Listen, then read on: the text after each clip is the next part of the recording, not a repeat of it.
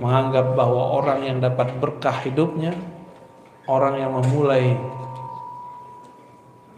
bangun subuh, yang mulai dengan berjamaah di masjid, itu keberkahan yang berlipat. Semoga yang hadir pagi ini diberkahi oleh Allah SWT. Saya yakin yang hadir ini punya pekerjaan nanti, ya, tapi menyempatkan pagi hari sebelum bekerja untuk mengisi kolbunya. Insya Allah ini pertanda kolbunya hidup. Semoga ini juga pertanda kolbunya sehat. Kolbu itu di dalam Al-Quran dibagi 3. Ada kolbu muttaqin, hudal lil muttaqin. Ini kolbu yang di dalamnya ada hidayah. Kolbu seperti ini tidak ada keraguan kepada Alkitab dan Sunnah. Percaya kepada yang gaib, menunaikan ibadah dengan semampunya, dan meyakini bahwa hanya Allah lah sang maha pemberi rezeki yang mutlak. Wa mimma razaqnahum yunfikun. Rezeki itu jatahnya sudah ada, tinggal mau jemput. Dan cara menjemputnya tentu beda-beda. Ada orang yang menjemputnya berangkat pagi pulang sore. Ada yang cuma duduk-duduk di rumah, duitnya ngalir terus. Ada yang harus banting tulang, badan sudah hancur tapi tidak kunjung juga dapat, ya. Karena cara dia menjemputnya tidak sesuai.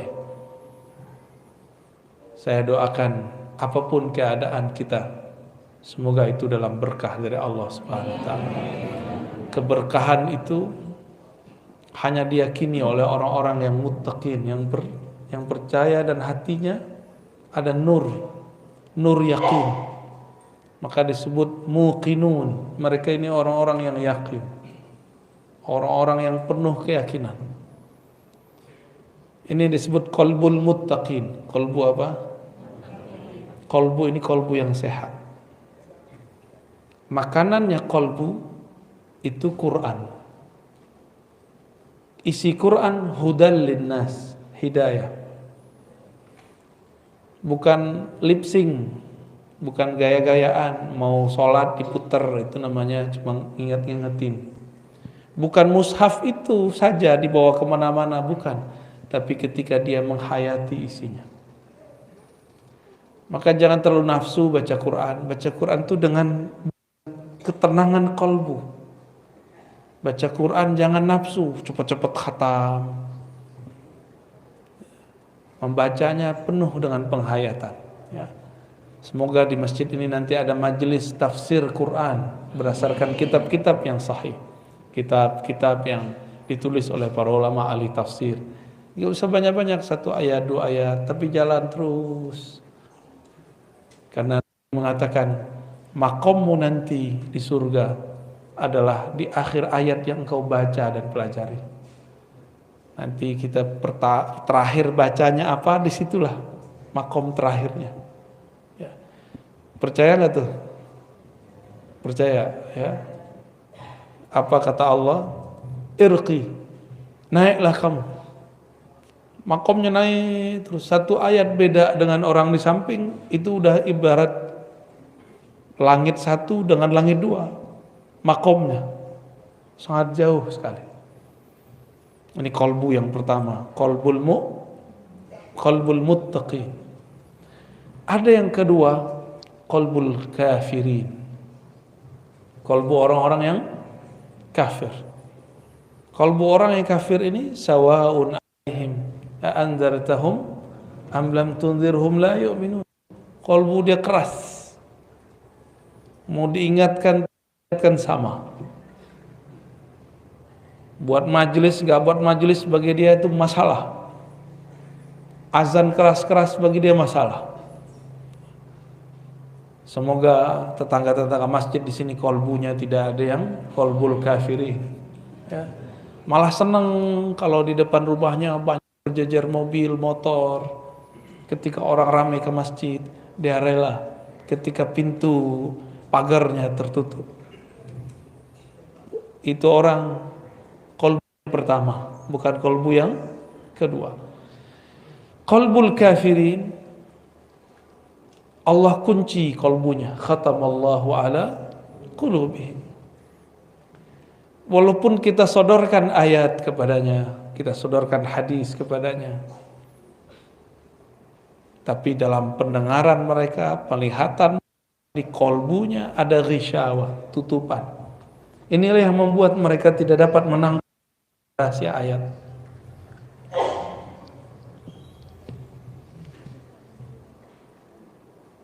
Namun ada kolbu yang lebih gawat lagi, namanya kolbul munafiqin. Kolbu orang munafik. Munafik itu nafaqah.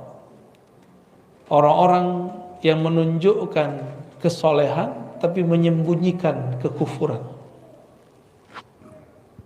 Izhar as-salah wal iman wa ikhfa'ul kufr wal fisq. Menyembunyikan kebusukan hatinya, kekufurannya, ingkarnya, menunjukkan kesolehannya. Maka orang begini ketemu orang beriman, yang pertama kelompok muttaqin, usahakan soleh. Nanti ketemu orang-orang kafir pun dia ejek lagi itu orang-orang yang muttaqin. Namun karena mereka ini menyembunyikan kekufuran, sangat sulit untuk mendeteknya. Mendeteksi ini orang ini siapa sebenarnya. Disebutkan di dalam Al-Quran bahwa mereka ini mengatakan beriman kepada Allah dan hari akhir, tapi sebenarnya mereka tidak percaya. Seperti lain di mulut, lain di hati. Ini ciri pertama, qalbu munafik. Dan dalam diri kita ada itu semua. Ketika kita takbir, lisan membaca Allahu Akbar, qalbu tidak membesarkan Allah. Ini sudah mulai kena itu. Kepala sujud, tapi hati tidak sujud. Kita semua ya, benar. Baca subhana rabbil azim wa bihamdi, tapi tidak mentakzim Allah. Baca subhana rabbil a'la wa bihamdi, tapi tidak Allah subhanahu wa ta'ala. Allah enggak perlu disuci-sucikan. Persepsi kita tentang Allah yang perlu disucikan. Ya. Mereka ini yukhadi'un. Mereka ini mencoba menipu Allah dan orang-orang beriman. Dikira kalau berpenampilan yang saleh, berkalam-kalam yang Arabik ya, ke Arab-Araban, berpenampilan seperti ahli salat, bisa menipu orang beriman, bisa menipu Allah Subhanahu wa ta'ala. Ini orang sibuk dengan penampilan, enggak sibuk dengan yang di dalam batinnya. Inilah nasib orang-orang munafik, disebut qalbul munafiqin. Qalbu munafik itu dikatakan dalam Al-Quran, fi qulubihim marad. Di kalbu mereka ada penyakit-penyakit. Ayat ini menunjukkan bahwa penyakit itu tidak hanya yang zahir, penyakit pala. Kalau Bapak Ibu ini penyakit kantong ya, ngomong sama dia duit aja isi otaknya. Apa kabar? Ah, dompet kurang. Omongannya duit. Kapan ngomongin Allah? Ada lagi ngomonginnya kawin. Kapan membicarakan Allah Subhanahu wa ta'ala? Maka disebutkan dalam ayat lain, wala yazkurunallaha illa qalila. Munafik itu kalbunya tidak ingat, tidak sebut Allah kecuali sedikit. Penampilan soleh, tapi kalau ngomong politik, kebencian isinya. Enggak ingat Allah Subhanahu wa ta'ala. Mereka lah yang merusak di zaman Rasulullah sallallahu alaihi wasallam. Mereka tidak punya tempat di sisi Rasul sallallahu alaihi wasallam. Maka mereka membuat masjid baru, tandingan masjid Nabi, masjid Dirar, masjid yang ingin merusak barisan umat Islam. Masjid tandingan. Tapi ketika mereka makar, Allah pun bermakar. Karena makar itu dibuat oleh hamba Allah. Si hamba tunduk kepada Allah Subhanahu wa ta'ala. Ketika mereka makar, apa yang terjadi? Allah pun menyusun skenario sendiri. Tiba-tiba Rasulullah mengirim Ibnu Malik untuk nyamar jadi orang munafik. Satu kali Nabi SAW diundang oleh beberapa sahabat untuk makan di rumahnya. Ketika giliran sampai di seorang sahabat, Nabi diminta sholat di rumahnya. Ternyata ini rumah baru diresmikan. Itulah dalil kalau kita baru naik rumah, diundang ulama, guru ngaji, sholat di situ. Sholat sunnah kah atau sholat apapun. Itu bukan bid'ah ya. Nggak tahu tanya aja dalilnya. Jangan bilang bid'ah mulu ya. Apa istilah orang sini? Kalau rumah baru kita huni itu apa? Naik rumah ya. Bener. Samalah dengan istilah kampung saya. Makanlah Nabi SAW di sana. Selesai makan, ngobrol. Tahu-tahu Nabi nanya, "Aina fulan? Aina Ibn Malik? Mana si Malik?" Berkatalah sahabat Nabi yang lain, "Wahai Rasulullah, itu si Malik munafik. Dia masuk wajahnya wajah munafik. Masa dia hadir di Masjid Dirar?" Kira-kira begitu. Apa kata baginda Nabi SAW? Pada pelit selawat ya, dari tadi saya ngetes itu cuma ada yang selawat. Selawat dong Pak. Ya. Antum nanti panggil-panggil Nabi, Nabi cuekin karena nggak pernah sholawat di dunia. Sebut nama Nabi lewat aja, bengong aja. Udah sadar belum? Masih dalam tidur ya? Masih tidur? Wudhu lagi. Nabi Sallallahu Alaihi Wasallam ketika beliau bertanya, di mana Malik Ibn Malik? Jawaban para sahabat radhiyallahu taala anhum, dia munafik wahai Rasulullah.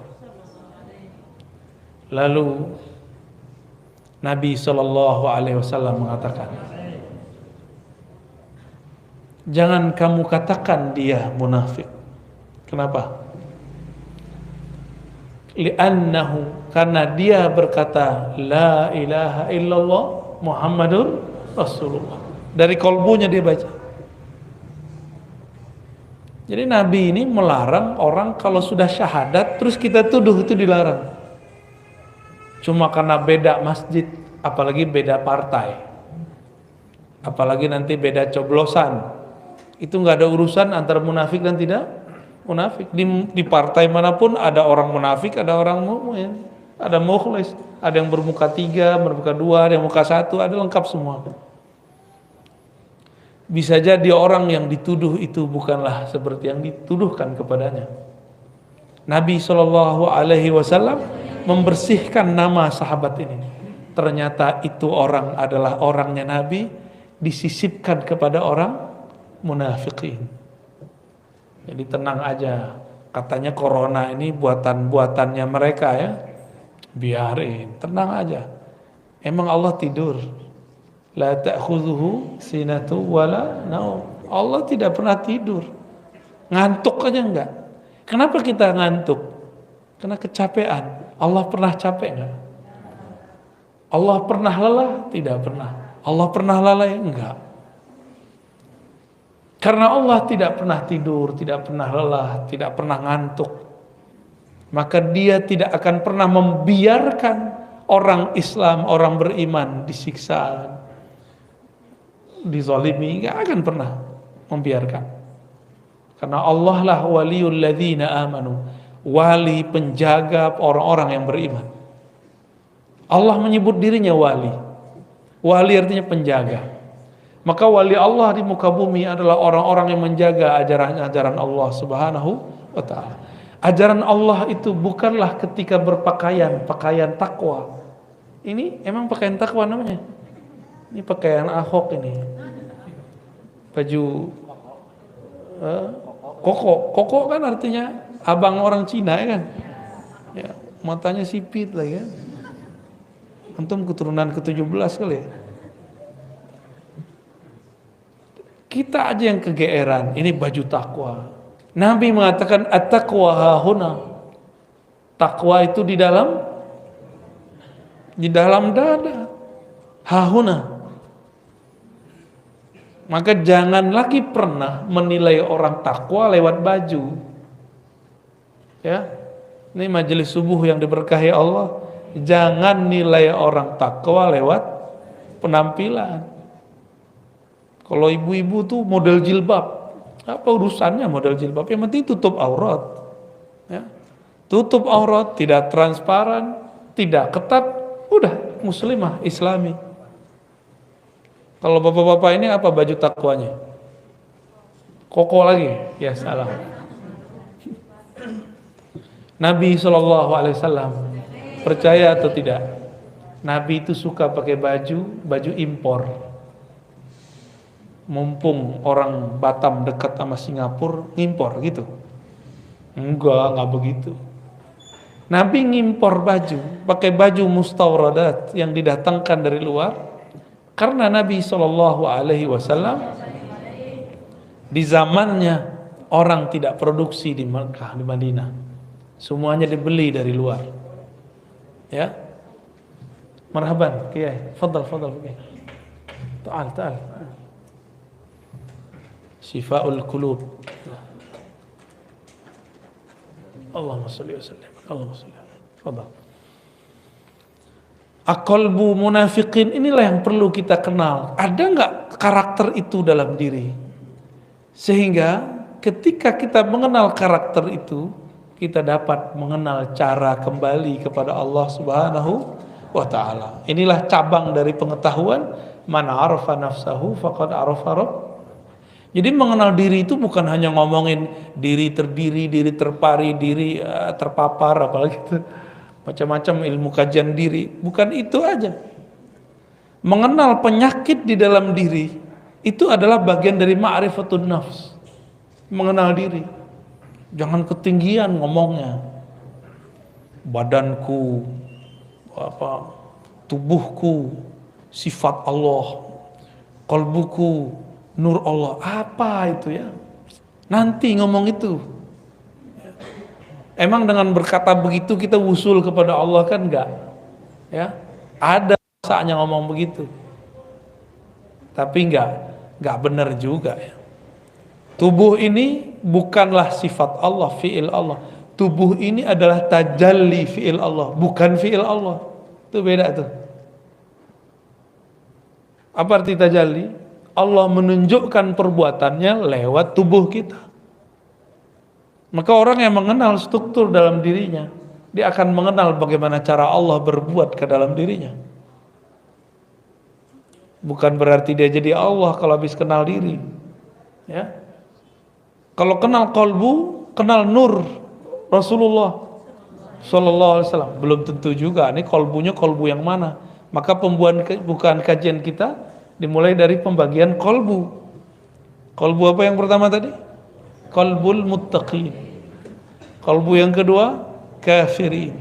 Qalbu yang ketiga, qalbu ketiga ini dia ada iman tapi penyakitnya lebih banyak. Karena penyakitnya di dalam dada, yang mengerti cuma ahlus sudur, ahli dada, ahli rohani. Tidak semua guru ngaji, guru ustadz itu ahli qalbu. Ada yang cuma dapat ijazah fikih. Fikih ngurusin ilmu hukum. Ada yang cuma gelar LC, MA, doktor, itu urusan akal. Ustadz begini ditanya mengenai ilmu qalbu. Apa kata dia? Bid'ah. Karena dia nggak ngerti, dia bilang bid'ah. Berarti qalbu dia lebih bermasalah lagi. Kenapa? Tidak boleh seseorang yang tidak punya ilmu terhadap sesuatu berkomentar terhadap barang itu. Saya nggak ngerti ilmu kedokteran, boleh nggak saya berfatwa tentang kedokteran? Boleh nggak seorang dokter pemikiran Islam mendiagnosa penyakit seorang? Mendoakan boleh, mendiagnosa jangan. Saya mau tanya, dokter itu berapa tahun dia kuliah? 4 tahun. Koasnya berapa tahun? 2 tahun. 6 tahun baru jadi pakar ilmu penyakit zahir. Dan itu pun belum spesialis. Baru umum. Sama ustadz, kalau belajar agamanya baru yang zahir-zahir doang. Ya dia cuma pakar ilmu yang zahir. Jangan menjawab perkara yang batin. Ini ada orang gak pernah ngaji tasawuf, ditanya mengenai tasawuf, apa kata dia? Oh, jangan belajar tasawuf, gila ntar. Tetangga saya belajar tasawuf, gila. Tuh, berarti kasat mata yang dia hitung. Terus untuk apa dia belajar selama ini? Dan percuma dia belajar selama ini. Ada nggak orang kerja terus diberhentiin, apa namanya itu, di PHK, stres, ada nggak? Ada nggak orang kapok bekerja? Kenapa orang nggak kapok bekerja? Lebih banyak orang stres karena di PHK daripada belajar zikir. Karena syaitan tidak pernah diam jika ada hamba Allah ingin belajar tentang Allah. Nggak mau syaitan diam. Makanya guru-guru ngaji, guru-guru tasawuf, guru-guru mursyid tidak akan dibiarkan oleh syaitan, kecuali dia akan membisikkan wali-walinya, wali-wali syaitan, untuk ikut menyerang ahli-ahli tasawuf itu. Maka ciri-ciri tentara syaitan adalah menyerang ahli zikir, menyerang mursyid-mursyid yang bersanad tarikatnya kepada Rasulullah Sallallahu Alaihi Wasallam. Karena hanya itulah cara menjauhkan umat dari pewaris-pewaris Rasulullah Sallallahu Alaihi Wasallam. Setan itu nyata atau tidak? Tampak nggak? Tampak tidak, nyata iya. Tampak tidak, nyata iya. Apa kerjaan syaitan? Yuwaswisu. Apa arti yuwaswisu? Membuat was-was. Yuwaswis bahasa Arabnya itu kata kerja yang sedang, akan, dan selalu. Jadi syaitan itu nggak akan pernah diam untuk membuat suuzonnya umat lewat lisan-lisan dai-dai yang juhala, yang jahil. Bukan dai ilallah, dia dai kepada dirinya, bukan dai ilallah. Supaya umat jauh daripada ma'rifatullah, mengenal Allah Subhanahu wa ta'ala. Apa ciri-cirinya? Mereka menghina kajian-kajian ma'rifatun nafs, menghina kajian mengenal diri, karena pintu satu-satunya mengenal Allah hanyalah mengenal diri. Saya mau tanya Bapak Ibu, sholat di tengah rumput, di tengah hutan, dengan di masjid, khusyuan mana?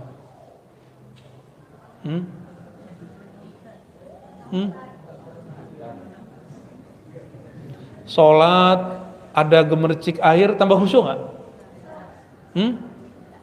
Iya apa enggak? Iya. Ya udah guyur aja ke rumahnya tiap hari. Kawan kita pengen sholat khusyuk, maka kata gurunya, sholatlah di tengah bunyi alam. Maka dia carilah batu di tengah sungai, biar gemercik air. Tahu-tahu ada ular naik, ya kabur juga. Ada yang katanya sholat dengerin suara alam, dengerin suara alam. Dia kira kalau dengerin suara-suara begitu bisa khusyuk. Berarti khusyuk dia di telinga. Kalau mendengarkan suara gemercik air bikin khusyuk, terus orang, mohon maaf, orang tuli bisa khusyuk gak? Mikir kalau berfatwa ya. Nggak tahu jalan khusyuk, tanya kepada orang yang khusyuk. Khusyuk itu mata tertunduk ke tempat sujud, kepala tersungkur, ya, menyentuh lantai. Zahirnya tuh, kolbunya kemana? Kolbunya menghadap kepada yang membolak balik kolbu. Allah bertempat nggak? Enggak butuh tempat. Tempat yang butuh Allah. Allah tidak memerlukan tempat. Semua tempat ini memerlukan Allah Subhanahu wa ta'ala. Lalu bagaimana cara menghadapkan kolbu kepada Allah? Hadapkanlah kolbumu ke dalam kolbumu. Mulai memandang ke dalam diri. Saya sebut Allah atau tidak? Jangan sibuk lagi membicarakan orang. Ini kajian tazkiyatun nafs, kajian penyucian jiwa, tapi isinya nyala-nyalain orang. Kajian tasawuf tapi membid'ahkan thariqat orang. Kajian zikir-zikir tapi membid'ahkan zikir orang yang berbeda. Katanya kajian tazkiyatun nafs. Tazkiyah artinya menyucikan diri, bukan nyalahin orang lain. Itu dua hal yang berbeda. Akibat tidak mau menyebutnya dengan istilah tasawuf. Ya. Jadi nggak usah malu ya para ustadz. Kajian kita kajian tasawuf, sebut istilah tasawuf. Karena tasawuf itu seperempat dari ajaran agama ini.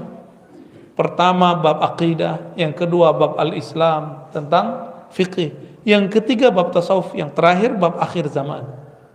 Tapi jangan salah guru juga tuh akhir zaman. Kalau nggak beres yang nomor tiga ini jadi cocok logi. Karena galau. Kolbunya nggak selamat. Udah berapa kolbu kita? 3. Orang kolbu munafik ini wajahnya terlalu banyak. Terlalu banyak. Datang ke orang beriman, dia ngaku beriman. Datang ke kelompok A, seakan-akan dia kelompok A. Nanti ketemu yang gak percaya kepada Allah, dia ejek-ejekin tuh orang beriman, kawan-kawannya. Saya itu kalau ke masjid itu gak enak sama tetangga. Nanti kalau dilihat sama tetangganya, kok kamu duduk sama orang itu? Ya, jaga persahabatan. Selalu bermanis-manis mulut. Orang-orang munafik itu diajak buat baik. Apa kata dia? Kami lebih baik. Innama nahnu muslihun. Kami udah duluan daripada ente. Ya. Diajak beriman, dia bilang, orang beriman itu orang-orang bodoh itu. Ini mukanya banyak. Mukanya terlalu banyak. Bapak Ibu yang melakukan Allah, jangan banyak-banyak muka. Muka kita cukup satu menghadap kepada Allah Subhanahu wa taala. Wajjahtu wajhiya lilladzi fattaras samawati wal ardh. Aku hadapkan wajah. Wajah itu adalah sesuatu yang menghadap. Maka disebut ini wajah. Padahal ini bukan wajah sebenarnya. Wajah yang sebenarnya bukan ini. Wajah itu ada di kolbu. Kolbu itulah yang menghadap kepada Allah Subhanahu wa ta'ala. Ada sebenarnya kolbu yang di atas 3 kolbu ini. Kolbul aulia. Kolbunya para wali. Apa ciri-ciri kolbu para wali? Salamatu sudurihim. Sodornya, dadanya, hatinya selamat daripada penyakit-penyakit kolbu. Enggak hanya itu, dia selamat daripada su'udzon. Tidak hanya itu, selamat dari syak. Ini kolbu para wali, dan di dalamnya berisi tentang berlian-berlian ma'rifatullah, mengenal Allah Subhanahu wa ta'ala. Maka para aulia itu di kolbunya ada kitab. Baca ayat, ada ustadz baca ayat, wali baca ayat, hasilnya beda.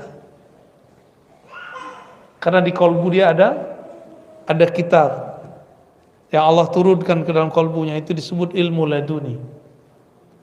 Kolbunya wali Allah ini la khaufun alaihim wala hum yahzanun. Mereka tidak gelisah. Gak ada sedih yang berkepanjangan.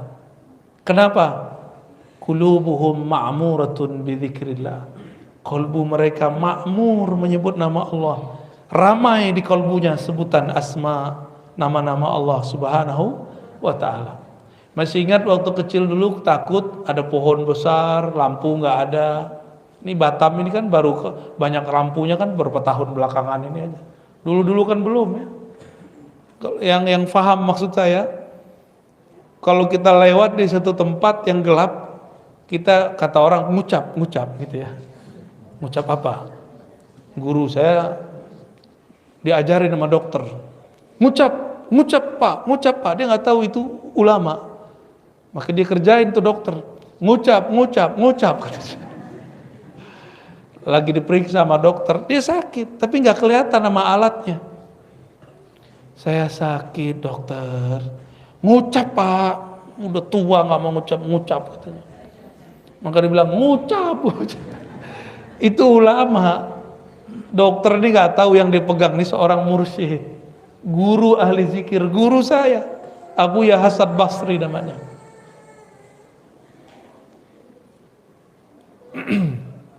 Ya kadang-kadang kita menggarami laut. Nah ini kadang-kadang nggak nyadar juga ya. Di depan saya laut apa nih? Kolam. Jangan comberan. Bapak Ibu yang melakukan Allah, ada qalbul aulia, ada juga qalbul anbiya. Qalbu para nabi. Qalbu para nabi, jika para wali di dalamnya ada zikrullah, ada ilham dari Allah, maka para nabi di dalamnya ada ma'rifat kenabian, wahyu. Maka setinggi apapun wali, dia tetap di bawah seorang nabi. Gak ada wali yang lebih tinggi daripada nabi. Para nabi itu pun masih ada lagi kolbu Nabi Muhammad, itulah yang paling tinggi. Jadi berapa macam kolbu? Ya, paling bawah kafir, munafik, muttaqin, aulia, anbiya, Nabi Muhammad sallallahu alaihi wasallam. Semakin jauh dari kolbu Nabi, semakin kufur, semakin berpenyakit. Karena Nabi secara fisik sudah wafat, tapi ruhnya tidak pernah wafat. Maka hadirkanlah ia dalam kolbu kita, hadirkan ia dalam salawat. Maka beruntunglah yang menghidupkan majelis-majelis salawat, beruntunglah yang menghidupkan majelis-majelis zikrullah. Kolbunya ma'mur. Ciri-ciri orang munafik sedikit zikir, banyak nyalahin orang. Ciri-ciri kolbul muttaqin adalah kolbu yang sibuk menyebut namanya, jarang menyalahkan orang lain. Maka ada kajian munafikin, hati-hati. Dia pakai branding nama Rasul, hati-hati. Sunnah Rasul, hati-hati. Tugasnya mereka cuma nyalahin orang beriman, mecah belah umat. Nah, jangan sampai ini kemudian kita salah ambil. Semoga ke depan umat tambah dewasa, tambah mengerti mana yang disebut nutrisi kolbu, mana yang akan merusak kolbu, ya, mana yang akan menyembuhkan kolbu, syifa, mana yang menjadi halak, ya, menghancurkan kolbunya. Allahumma amin ya rabbal alamin. Gimana Pak? Udah? Suatu kali ada seorang sahabat tanya kepada Rasul, hadis sahih Muslim sallallahu alaihi wasallam, wahai Rasulullah, aku senang dipuji. Apakah itu merusak amal ibadahku? Aku dipuji orang lain, padahal aku tidak memulainya, tapi senang gak dipuji? Ini contoh nih, kalau gak senang dipuji kita cek.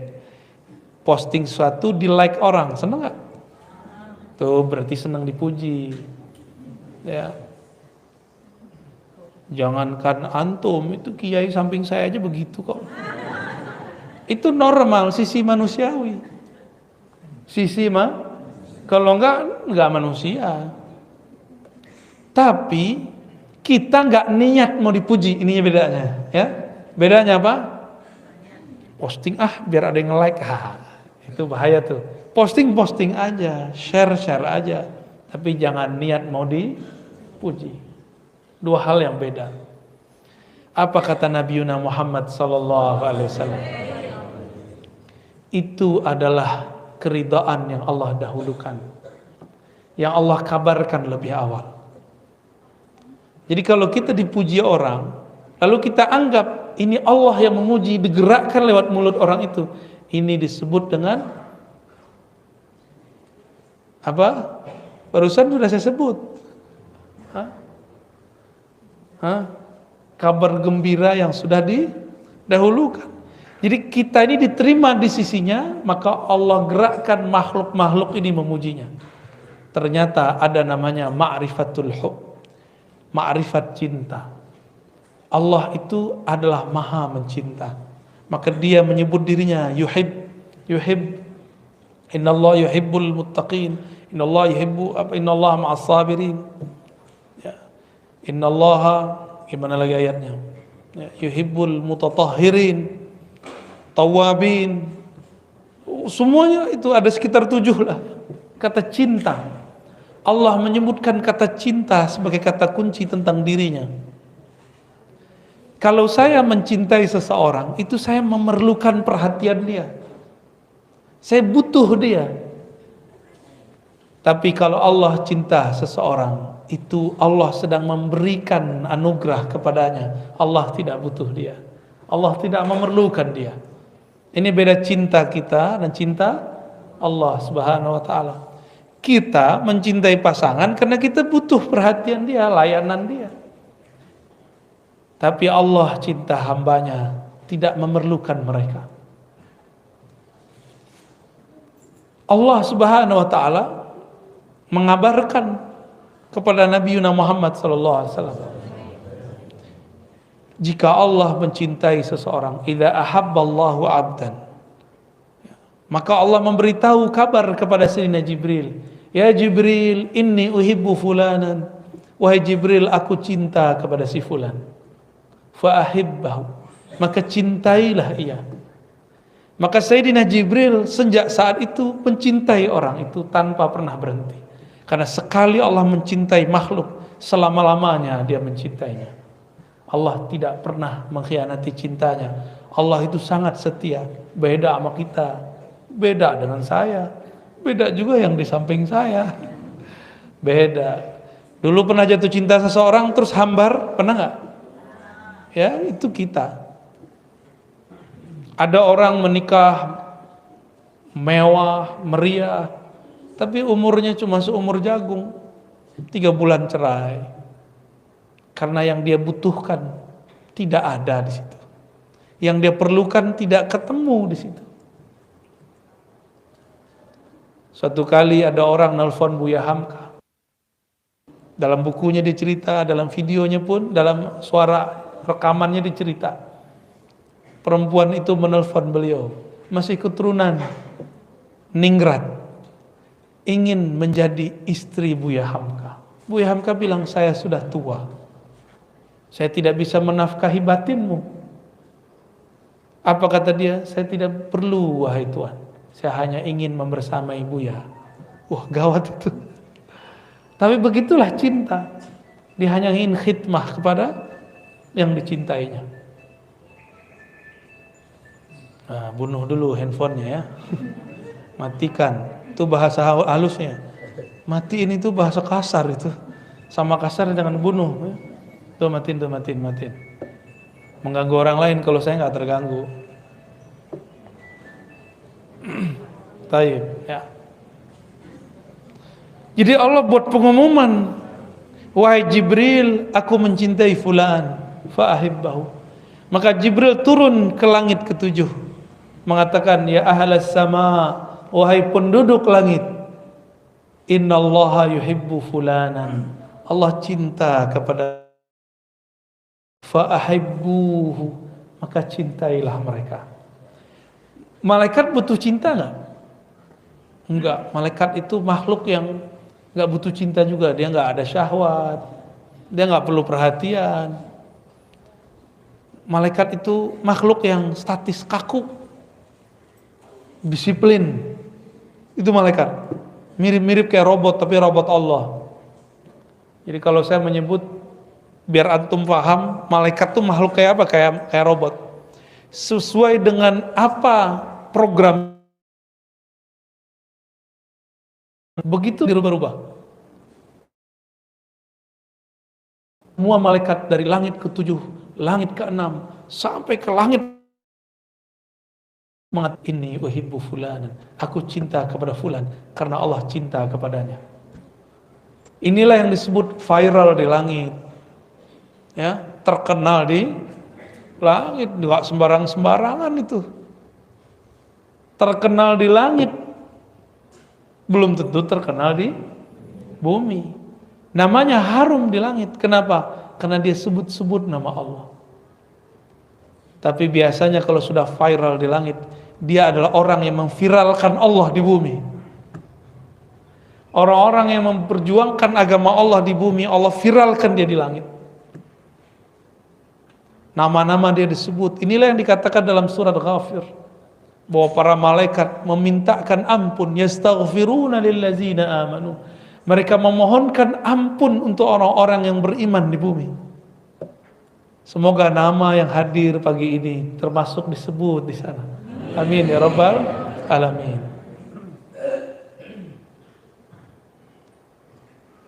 Tentu kolbu mereka ma'muratun bidzikrillah. Kolbunya lebih awal memviralkan Allah dalam kolbunya. Maka berlatihlah zikir kolbu kepada ahlinya. Saya yakin di Batam ini banyak ahli zikir. Ya, nggak mesti sama yang di YouTube itu. Ya, di dekat kita ada guru yang bisa ngajar, ikuti dia. Ya, sama kok. Yang disebut di sono disebut di sini sama. Jangan beda-bedain. Ya, guru-guru itu juga punya kecemburuan. Antum hormat kepada yang si fulan, nggak menghormati si fulan. Siapa tahu sisi manusiawi dia muncul. Nanti dia cemburu. Kalau sudah cemburu, setan masuk. Setan bisikin lewat muridnya. Pak Kiai, Pak Ustadz, itu tuh ajarannya bid'ah itu. Wah, mulai konflik. Terjadilah konflik antara ustadz dengan ustadz. Itu orang si murid ini dipinjam oleh si setan. Iwaswisu, membuat was-was. Nama setannya Khannas. Jadi kalau buat majelis, masuk ke suatu majelis, bacalah kul yang 3 itu. Jadikan wiridan, kalau enggak jadikan wirid setiap ba'da sholat. Supaya kalau kita ketemu orang, bermajelis, kita jauh dari was-was. Diwas-wasin orang kita cut, enggak benar. Ciri-ciri kolbu sehat. Ada orang gosip, oh si Anu tuh orangnya begini nih, enggak benar nih. Si kolbu yang sehat bilang, oh enggak, maksud dia enggak begitu. Terus kolbunya sehat itu. Tapi kalau dia bilang, oh iya nih kemarin saya digituin sama dia, dah kena tuh, ya. Berarti marid dan marid fi qulubihim maradun fazadahumullahu marada. Bertambahlah penyakitnya. Ketemu lagi orang berpenyakit kolbunya, tambah lagi, mirip virus dan lebih dahsyat daripada corona. Bapak Ibu yang dimuliakan Allah, itulah tingkatan-tingkatan kolbu. Siapa yang kenal kolbunya, dia akan kenal yang membolak-balik kolbunya. Inilah makna, salah satu makna daripada judul ini. Siapa yang kenal diri, kenal Allah. Diri kita yang paling dekat adalah kolbu. Kenalilah dirimu yang mana. Cukup katakan, ya Allah, kolbuku berpenyakit. Engkau maha penyembuh, sembuhkanlah ya Allah. Baik, sudah. Cukup. Mau tanya jawab? Tanya jawabnya nggak pakai kertas saja? Enggak ya? Pakai kertas kalau mau ya. Karena ini orang Melayu itu negeri kata-kata. Suka kalau dikasih mic itu dapat panggung.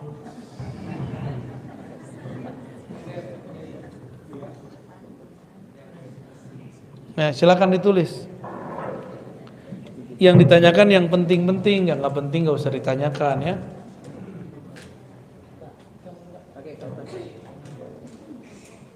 Wah, Pak Armen dari Tanjung Piau, Piayu, Pak Kubu, sekampung Pak.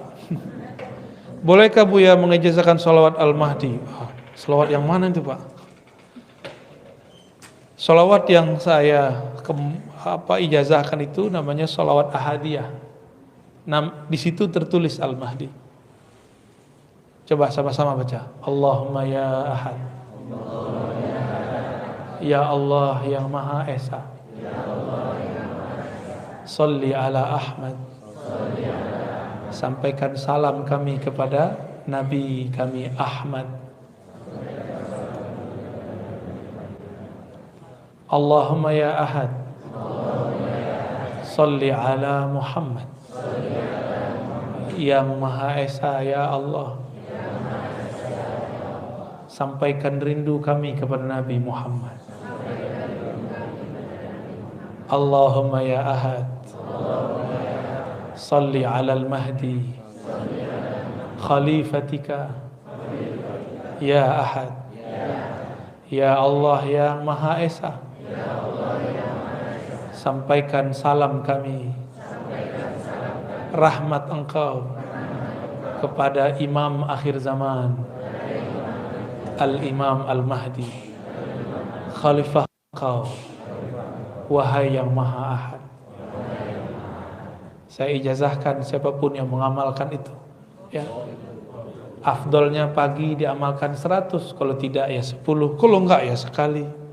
Karena itu peta ma'rifat akhir zaman.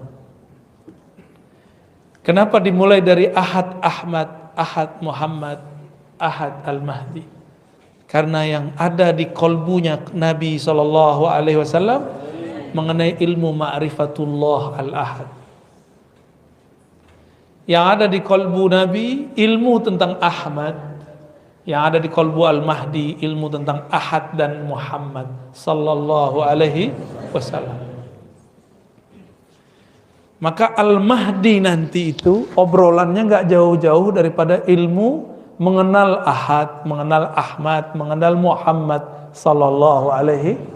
Itu aja ciri. Jadi ciri-cirinya bukan hidung mancung, jibat apa? Langsung tutup hidung dia. Emang antum hidungnya mancung? Kalau di hadis hidungnya mancung, jidatnya lebar. Itu setelah diislah, kelihatan semuanya. Sebelum diislah, betapa banyak zuriat Nabi hidungnya mancung, jidatnya lebar. Yang enggak zuriat Nabi juga banyak. Ada orang datang ke saya ngaku Imam Mahdi, cuma karena jidatnya lebar, hidungnya agak mancungan dikit. Tapi kalau saya hitung-hitung dari samping mancungan saya juga sih. Langsung kita ngomong, ente kalau standar Mahdi itu ke jidat lebar, hidung mancung, mancungan habaib, mancungan orang Arab, mancungan orang-orang Eropa. Hadis itu kan riwayat ahli hadis. Ahli hadis hanya meriwayatkan yang empirik. Apa arti empirik? Yang zahir-zahir. Yang meriwayatkan di balik itu siapa? Itu ulama yang takut kepada Allah, al-arifuna billah, ahli ma'rifat. Mereka yang ngerti siapa Al-Mahdi. Ada lagi yang datang, dia bilang ke saya bukan ulama, tapi kalau ustadz nggak ngerti tentang Mahdi tanya saya. Ya salam. Yang ustadz siapa? Ya. Yang ngerti Al-Mahdi siapa? Ada yang ngomong begitu. Hebat nggak tuh? Ya, cuma lewat mimpi-mimpi doang dia percaya Al-Mahdi. Apakah zikir Allah atau hu Allah atau hu boleh diamalkan tanpa talqin dari guru? Nggak boleh. Harus pakai guru. Zikir Allah itu zikir sudah zikir, kalau versi kedokteran harus dengan resep dokter. Kalau nggak pakai dosis dari dokter takut overdosis. Dan saya sudah banyak ketemu lancang ngamalin zikrullah tapi nggak lewat ahlullah. Maling namanya, nyuri ilmu lewat YouTube. Dulu jangankan lewat YouTube, orang ngaji dalam masjid kita nguping lewat jendela, itu haram diamalkan, nggak boleh. Itu nyuri namanya. Hadir, harus hadir. Karena yang diberkahi itu orang yang hadir. Orang yang hadir itu dia sudah menghancurkan egonya. Kayak kiai ini kan udah menghancurkan egonya, duduk di bawah saya itu udah hancur egonya sudah. Tapi setan bilang lagi, ente hebat, ego mau bisa diatur. Setan itu dia berbintang-bintang. Ada setan ego, ada setan kalau ego sudah hancur dia muncul lagi, itu bintangnya 3 tuh. Nah, dia masuk ke dalam sir, dia pelototin terus. Hati-hati ya, hati-hati. Makanya disebut hati-hati ya. Jadi jangan coba-coba amalkan zikir itu tanpa bimbingan seorang mursyid. Khawatir salah dosis. Jangan-jangan yang gila-gila itu dia pernah ngamalin lewat buku. Bener Bagi ya? Kalau pengalaman saya di kampung dulu, itu banyak yang bunuh diri. Bukan banyak, ada satu bunuh diri. Tiba-tiba dia terjun ke jurang. Stres. Sebenarnya stres karena pekerjaannya nggak ada, pelarian ke torikot. Torikotnya tidak menyembuhkan karena torikotnya tidak, gurunya nggak memperhatiin dia. Yang diajarkan zikir standar, nggak puas, galau, terjun masuk ke tebing, mati. Apa kata orang? Oh dia sesat karena masuk torikot, dia gila. Bukan, dia tuh stres karena pekerjaannya, melarikan diri ke torikot. Ada adik kelas saya kuliah di kampus. Di kampus itu lagi ketat-ketatnya, ada dosen yang ketat dalam buat proposal tesis. Stres dia. Stres melarikan diri belajar torikot. Ternyata dalam stresnya dia sudah gila. Diajarin torikot tambah gila. Hilangin dulu stresnya baru belajar torikot. Ya. Makanya mohon maaf kepada yang minta talqin, saya tidak pernah mengobrol talqin. Ngaji aja dulu sehingga muncul kesadaran batin yang dahsyat baru ditalqin. Gak penting talqin kalau belum beres isi kepalanya. Ya, jadi jangan minta talqin pakai nafsu. Ya, baru sekali ketemu minta talqin. Ya, kecuali kiainya bolehin, kalau saya enggak. Yang saya dapat dari dulu nggak begitu. Saya ngaji dulu lama-lama, baru saya talqin. Sehingga betul-betul kalimah itu masuk ke dalam kolbu karena kesadaran, bukan karena ikut-ikutan. Orang nangis kita nangis, enggak. Orang zikir kita zikir, enggak. Karena ada kesadaran itu dalam diri baru kita baca. Apa yang dimaksud Nur Muhammad? Ini bukan Nur Muhammad nama orang ya.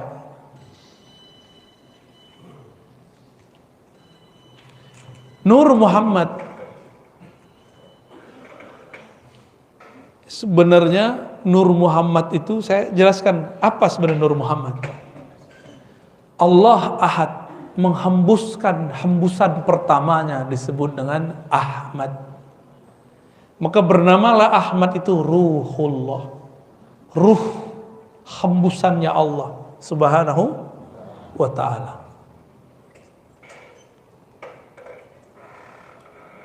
Udah paham? Yang nggak ikut nggak dapat bagian berarti. Ya. Ruhullah itu memancarkan cahaya. Cahayanya disebut dengan Nur Muhammad. Ada yang debat. Saya lagi pulang kampung di debat. Dia nggak bisa bedain antara ruh dan nur. Pakai hadis palsu lagi. Awal yang diciptakan Allah adalah nur nabimu wahai Jabir. Itu kan hadis nggak sahih. Gak usah pakai hadis itu kita ada hadis yang lebih sahih. Nur itu adalah ruh, ya salam. Nur ya nur, ruh ya ruh. Gak ngerti nanya, jangan debat dulu. Ini udah debat aja ya. Naik lagi tangannya begini kan. Oh berarti yang nanya itu bukan sisi nurnya, tapi zulmaniyah dalam dirinya. Karena ada kesombongan ketika bertanya. Ingin menjidal, mendebat. Padahal ilmu ini bukan untuk jidal, bukan untuk debat. Ilmu ini peta jalan pulang kepada Allah Subhanahu wa ta'ala. Nggak ngerti beda nur sama ruh udah berani debat.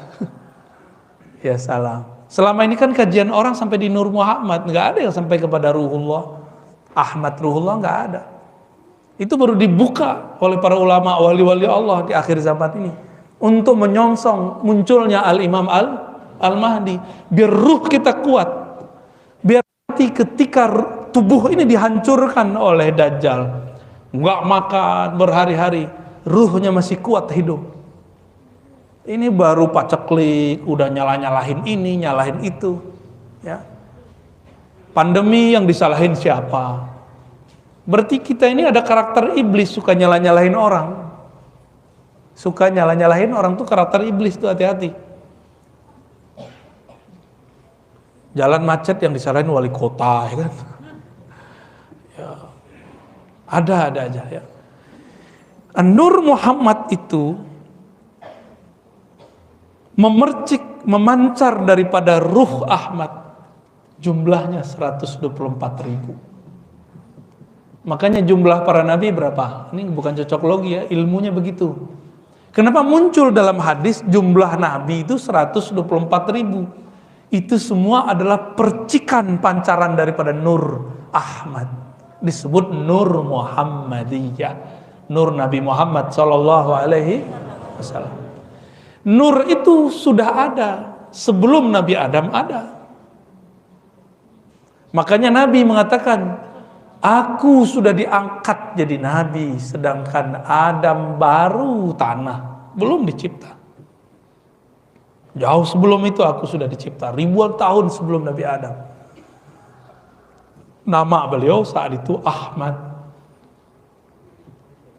Maka Ahmad itu nama ruhnya Nabi. Nabi itu punya nama ruh, itu Ahmad. Maka Ruhullah Isa mengabarkan, inni mubasyirum birasuli ya'ti min ba'di ismuhu Ahmad, surat Shaf ayat 6. Aku Ruhullah mengabarkan sang sumber ruh, yaitu Ahmad, akan datang di akhir zaman. Datangnya pakai nama baru, namanya Muhammad. Apa yang beda Ahmad dengan Muhammad? Ada mim depan, ada tasdid. Nah, itu sirnya. Ya.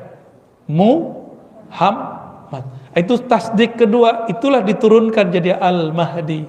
Mimnya itu mim Al-Mahdi. Itu namanya ilmu huruf. Ilmu huruf itu bukan cocok logi. Emang dari sononya sudah begitu. Al-Mahdi yang di-guidance oleh Allah. Yang dibimbing kolbunya oleh Allah, bukan dibimbing pakai Google. Yang dibimbing langsung oleh Allah, bukan lewat kitab. Mursyid, kitab, guru itu cuma zahir aja. Karena zahirnya orang harus berguru, zahirnya harus baca buku, tapi batinnya yang membimbing beliau adalah Allah. Sudah banyak gerakan-gerakan Al-Mahdi dulu, tapi nggak ada yang sabar. Gagal semua udah. Udah berapa gerakan Al-Mahdi muncul? Nggak ada yang sabar. Sekarang juga muncul tuh yang nggak sabaran tuh, nggak sabar cerita-cerita mimpinya dan itu bukan satu orang, di Indonesia juga ada, di seberang juga ada. Kalau Al-Mahdi bisa diceritakan ahwalnya di dalam YouTube punya siapa? Siapa yang punya YouTube? Tuh, udah tahu jawabannya? Kalau ada orang ngaku Al-Mahdi, sama dengan orang ketahuan sebagai Nabi Muhammad. Apa kata Bukhairah? Wahai Abu Talib, jangan biarkan anakmu pergi ke Rum kalau ketahuan dibunuh oleh ahli kitab. Kalau Al-Mahdi ini ketahuan, pasti dibunuh oleh yang punya itu. Yang tadi antum sebut itu. Pasti dibunuh, nggak mungkin dibiarin. Jadi jangan percaya dengan Al-Mahdi Al-Yutubiyah. Yang nggak sabar ya. Taib. Jadi dalam diri kita ada nggak Nur Muhammad? Ada. 124.000 itu kemudian ditutup dengan munculnya sumber dari cahaya itu, Muhammad Rasulullah sallallahu alaihi wasallam. Karena nur itu ada masuk ke dalam diri, makanya bisa bangun subuh, bisa ikut majelis, padahal mau kerja kan, ya sudahlah sesekali kita undur datangnya, itu kan ada nur. Kalau kerja ya sudah begitu tiap hari, tapi kalau kajian begini mungkin tidak setiap hari. Ada obrolan begitu di kolbu, berarti ada nur Muhammad di dalam kolbunya. Percikannya masih ada, belum padam. Sebenarnya nur ini tidak pernah padam, cuma ketutup oleh nafsu, oleh kepentingan-kepentingan. Ya. Semoga nur ini masih aktif. Ya. Ngaji bersanad, talqin zikir bersanad, ngamalin zikir berdasarkan mursyid-mursyid yang bersambung Rasulullah, ngaji ma'rifatullah, ini akan membuat nurnya tambah besar, tambah besar, tambah besar, tambah besar. Insya itulah yang disebut dalam Al-Quran, nuruhum, gimana ayatnya? Yas'a baina aidihim, benar ya? Nur mereka bergerak di antara mereka, yas'a, di hadapan mereka. Jadi nanti di hari kiamat, nur Muhammad yang kita jaga ini, dia akan memberi cahaya. Karena hari kiamat itu ada terang-terang sekali, ada gelap-gelap sekali. Ketika gelap, maka kolbu ini yang bercahaya. Disitulah Nabi lihat mana umatku, mana yang bukan umatku. Umatku yang ada nur Muhammad dalam dirinya, dia pasti berwudu, dia pasti sujud. Maka walaupun jidat kita nggak terang-terang amat, ya, hitam, sawo mateng, nanti kelihatannya bercahaya. Insya udah mulai keriput ya. Maklum, saya udah keriput sejak kelas 2 SMP. Ngaji ma'rifat semenjak umur itu. Udah keriput, udah langsung begini. Dan sudah beruban saya umur itu. Waktu itu anak-anak, ya teman-teman saya masih huru hara, apalah. Tapi kita kemudian merasa, ya Allah, saya nggak nyaman dengan ini. Maka ngaji ma'rifatullah, pulang jam 2 malam. Ada anak SMP pulang jam 2 malam ngaji. Adanya main PS. Sampai jam 3 juga dijabanin ya. Apakah ciri hati yang sambung hati kepada Rasulullah saat bersalawat? Ya. Al-Habib itu kekasih, iza zukhira, jika disebut maka kolbu sang kekasih tamilu, kullul kulub ilal habibi tamilu. Setiap kolbu kepada kekasihnya pasti dia cenderung. Ketahuilah ciri-ciri di dalam kolbunya ada cinta. Jika disebut namanya maka berkaca-kacalah matanya, merindinglah bulu romaknya, berdesirlah jantungnya. Jauh pun dia kejar, dekat pun dia pertahankan. Itulah ciri-ciri orang sudah cinta. Cinta kepada Rasulullah sallallahu alaihi wasallam. Rasulullah itu masih punya pewaris, nasabnya dan ulama-ulamanya. Maka sambutlah mereka. Itulah dasarnya kenapa kita kalau ada ulama datang kita sambut dengan mahalul. Ya, bukan karena dia, tapi karena yang membuat dia seperti itu siapa? Rasulullah SAW. Kata Rasulullah, ahibbu ahla baiti hubban li, cintai hormati keturunanku, pewarisku. Ada 2 tuh, keturunan, pewaris, itu makna ahla bait, nasabnya, lalu pewaris ilmunya. Mereka disebut ahlu baitin Nabi dalam ilmu hakikat. Ya. Mereka datang, kita hormat bukan karena mereka, tapi hubban li, karena kalian ta'zim cinta kepadaku. Karena ada nur ilmu Nabi pada diri mereka, kita hormat kepada mereka. Bukan karena pakai rida begini, pakai selendang begini, bukan. Bukan karena pakai kopiah Buya Hamka ini. Bukan kopiah Luhut ini. Kopiah Buya Hamka.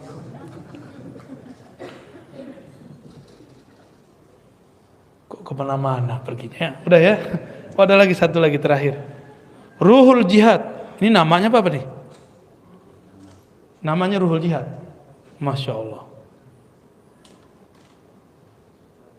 Minta ijazah ilmu-ilmu yang disampaikan yang ada di YouTube agar musalsal. Sahih, bagus. Emang begitu kalau orang sudah dapat ilmu, udah baca buku, ingin minta diridhokan, dihalalkan ilmunya. Dengan ini siapapun yang hadir, saya izinkan untuk menikmati, menyerap, mengamalkan kajian-kajian yang ada di YouTube, tapi dari channel yang resmi. Kalau yang lain saya nggak tahu, dipotong-potong, ya. Ya, saya sebenarnya nggak punya channel, belum punya channel. Banyak yang ngajak, ayo buat dong official Ar-Razi Hasim. Takut nanti saya tamak sama duit YouTube. Takutnya begitu, tapi udah banyak yang ngajak. Nanti kita lihatlah kalau ada perubahan-perubahan, kalau perlu dibuat kita buat. Tapi selama ini yang kita izinkan, ya, mahasiswa-mahasiswa saya, santri-santri itu ada di Ribat Nauraniyah. Ada juga Cafe Rumi, ya. Ya, Ribat Nauraniyah, ya. Sengaja namanya nggak mudah-mudah, biar yang dapat itu memang orang-orang yang serius nyari. Ya, kita nggak butuh-butuh amat sama follower, viewer, nggak. Kita cuma pengen cek orang tertarik kajian ma'rifat berapa orang sih. Ternyata di akhir zaman tambah banyak. Ya, beberapa ada yang saya izinkan, ya, ada beberapa yang Bapak Ibu tonton tuh beberapa saya izinkan. Yang dengan syarat jangan potong yang berlebihan. Jangan ngasih quote-quote, kata-kata thumbnail yang aneh-aneh. Di luar itu nggak jaminan saya, ya.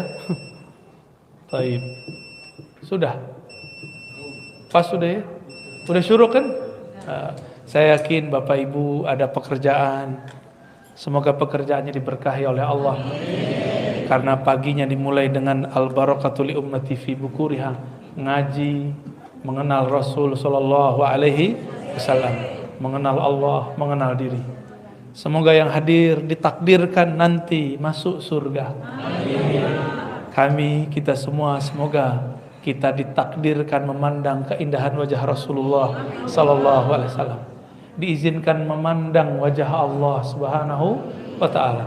Allahumma ya Allah ya Rahman ya Rahim. Wajahmu terlalu mulia untuk kami pandang, tapi Engkau ingin juga dipandang. Engkau yang maha pantas dipandang. Izinkan kami ya Allah untuk pantas memandang wajahmu. Ya Rabb, qalbu kami kosong dari namamu. Famla' qulubana bil yaqin. Ya Allah, penuhi kalbu kami dengan keyakinan. Wa mzayyin qulubana bi asma'ik. Hiasi kalbu kami dengan keindahan nama-namamu al-husna, al-asma'ul husna. Ya Allah, jiwa kami berpenyakit ya Allah. Ada emosi, ada ketidaksabaran, ada kesombongan, ada merasa lebih alim, lebih pintar.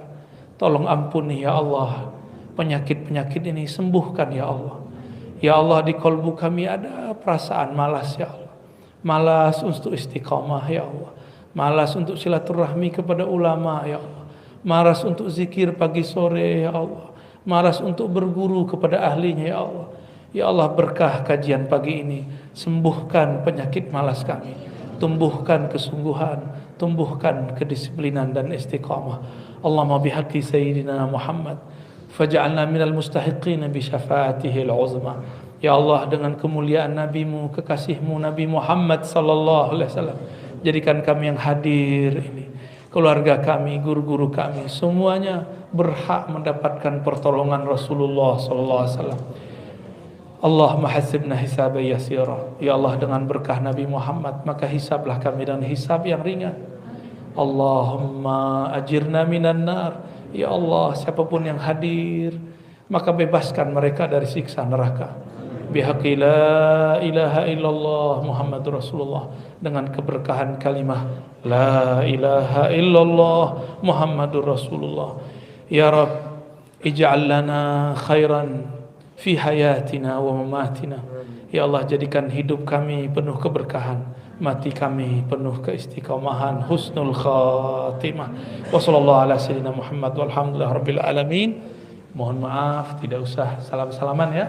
Cukup dengan kolbu, enggak usah foto-foto juga ya. Itu mengganggu ya. Semoga wajah kekasih-kekasih Allah sudah terfoto dalam kolbu kita. Amin ya rabbal alamin. Semoga semua dapat keberkahan. Assalamualaikum warahmatullahi wabarakatuh.